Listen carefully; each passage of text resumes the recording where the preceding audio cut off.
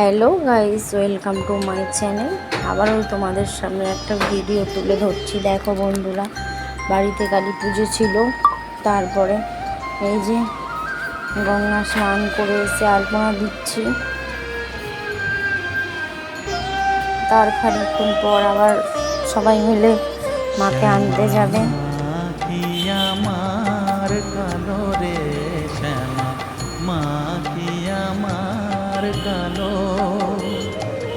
লোকে বলে তারপর সেদিন খুব রোদও দিয়েছিল।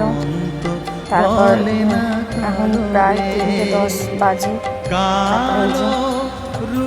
আমি ঠাকুরের ভোগ করতে এসেছি ঠাকুর বাড়িতে।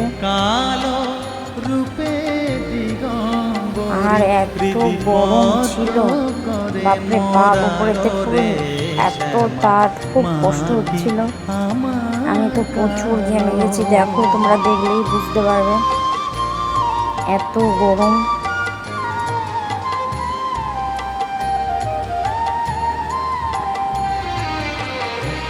তারপরে এটা আমি পায়েস তৈরি করছিলাম। তারপর দেখো কত ঘেমে গিয়েছিলাম। এই যে পায়েসটা ফুটছে। তারপর ভাজাভুজি হবে, খিচুড়ি হবে, সুজি হবে। দেখো খুব ঘেমে গেছি আমি। দেখো আমার পায়েসটা কমপ্লিট হয়ে গেছে। তারপর আমি সুজিটা চাপাচ্ছি। এটা একটু ভাজা ভাজা করে নিলাম। তারপর একটু তেল দিয়ে দিলাম সুজির মধ্যে।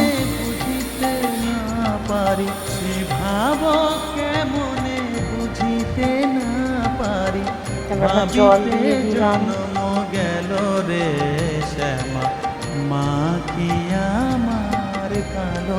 তারপর আবার কাজু কিশমিশ একটু ভেঙে ভেঙে দিয়ে দিলাম।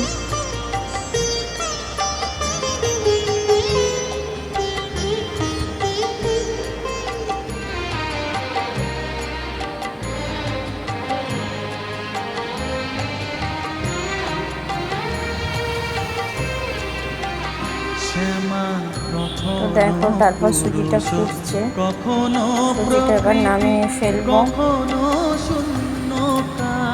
সুজিটা হয়ে গেছে। তারপরে দেখো কড়াইটাকে আবার চাপানো হয়েছে। তেল দিলাম, সব ভাজাভুজি করা হবে বলে। দেখো তেলেরটা গরমও হয়ে গেছে। আবার সব কিছু ভাজাভুজি হবে।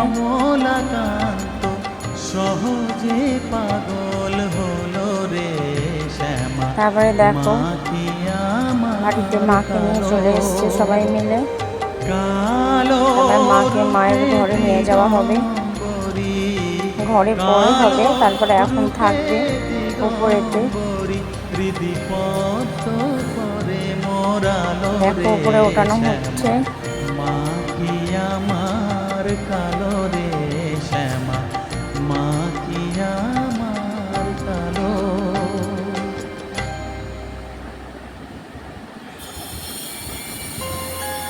তারপর দেখো নিয়ে চলে আসা হয়েছে।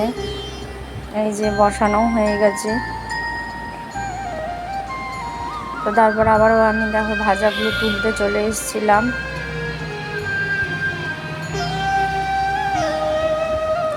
দেখো পায়েসটা ভাজাগুলো সব আমার হয়ে গেছে। ইয়েও হয়ে গেছে, সুজিও কমপ্লিট হয়ে গেছে। এরপরে আমি দেখো দিদি এই যে ফল কাটতে বসেছে। দিদি ফল কাটছে মায়ের জন্য। আর এক সাইডে মা বসে আছে। তারপরে আমি খিচুড়ি ভোগ করেছিলাম, সেটা আর তোমাদেরকে দেখানো হয়নি এই কারণেই। তারপর ভাবলাম থাক, পরে দেখাবো। তো তারপর দেখো সব রেডি হচ্ছে। এই যে লুচি হচ্ছে। এদিকে ভাজা কমপ্লিট হয়ে গেছে। এদিকে দেখো লুচি ভাজাও আমার হয়ে গেছে। দেখো আর অল্প একটু আছে।